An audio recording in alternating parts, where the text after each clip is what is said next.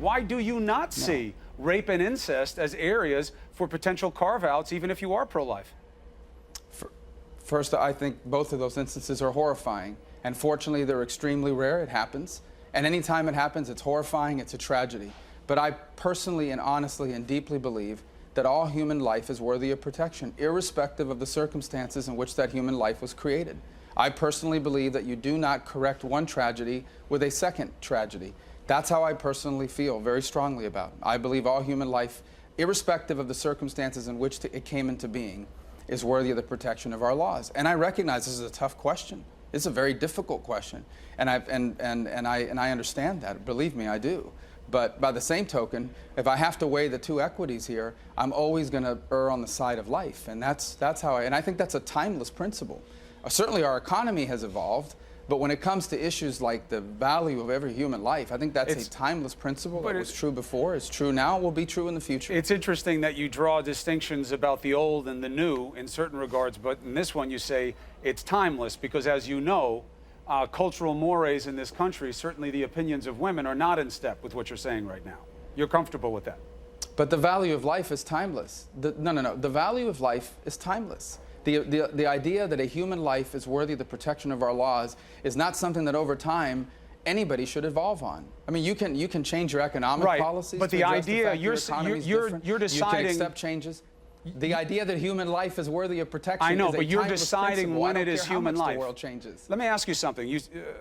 When you're looking at the future, science has decided when it is human life. Science has not decided it's at conception. Let me correct you. Science has, absolutely it has. Not at conception. Science has decided that when science has concluded, absolutely it has. What else can it be? It cannot turn into an animal. It can't turn into a donkey. No, but you know that the law has perused this. The only thing that can become is a human being. Look, of course, I understand the logic, but it's a little too simple. It can't be anything else. Senator, I understand that, but that's oversimplifying it a little bit. Straightforward. This is not my argument. This is a presented argument of science. It having a DNA map, so does a plant.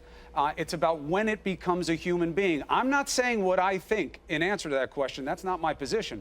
But don't you think, if you want to be a leader of the future, that's a question that deserves an answer that is definitive beyond your faith? When does life begin? None of you are calling for any type of panel for consensus. That's your faith. That's your faith.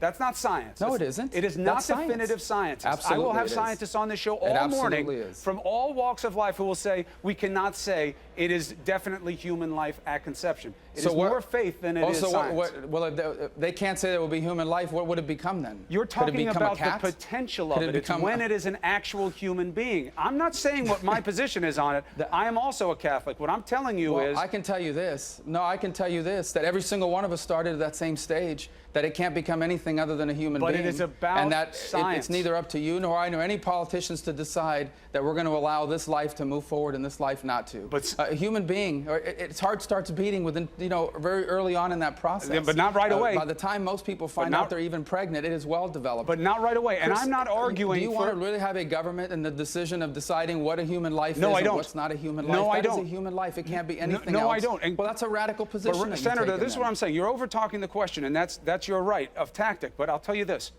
When it begins should not be a focus of faith or of suggestion. It should be of science, just like we did when life ends. We used to have these same arguments 25, 30 years ago. You had scientists come together and talk about brain activity and the end of life, and it clarified a lot of positions. I'm saying, if you're going to be a leader of the future, this is something that deserves an answer that goes beyond faith. That's all I'm saying as a suggestion, not as an answer not as a suggestion to the answer of the question. Well, first of all, I'm happy that my faith...